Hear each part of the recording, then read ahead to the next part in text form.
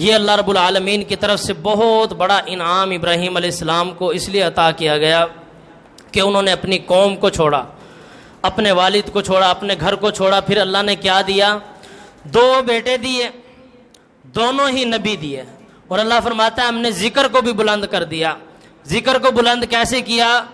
کہ ایک بیٹے کی نسل میں سارے نبی بعد میں آنے والے، اسحاق علیہ السلام کی ہی اولاد میں سب، یعقوب علیہ السلام بھی، یوسف علیہ السلام بھی، موسیٰ علیہ السلام بھی، ہارون علیہ السلام بھی، عیسیٰ علیہ السلام بھی، سب کے سب نبی اسحاق علیہ السلام کی اولاد میں، اور سب کے سامنے ان کا ذکر بلند تھا ابراہیم علیہ السلام کا۔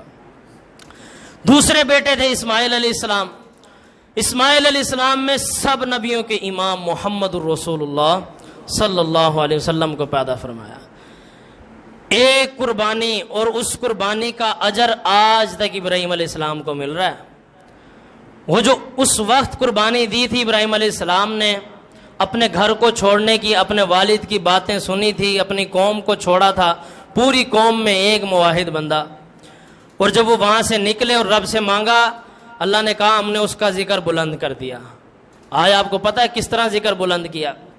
جیسا کہ میں شروع میں بتا چکا ہوں کہ آج یہودی بھی کہتے ہیں کہ ہم ابراہیم علیہ السلام کی ملت پہ ہیں۔ آج ان کے وہاں کتابوں میں ابراہیم علیہ السلام کا نام ہے ابراہم۔ آج عیسائی بھی فخر کرتے ہیں اس بات پہ کہ ہم حقیقی ابراہیمی ہیں، ہم ابراہیم علیہ السلام کی ملت پہ چل رہے ہیں۔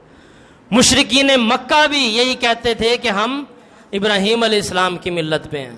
آج کے مسلمان بھی یہی کہتے ہیں کہ ہم ابراہیم علیہ السلام کی ملت پہ ہیں۔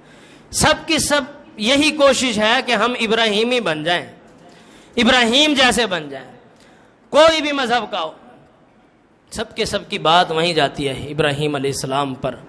اور حتیٰ کہ ہمارے محمد پیغمبر صلی اللہ علیہ وسلم، آپ صلی اللہ علیہ وسلم نے بھی ہمیں ہمیشہ یہی دعوت دی کہ تم نے ابراہیمی بننا ہے، ابراہیم علیہ السلام کی ملت پہ چلنا ہے۔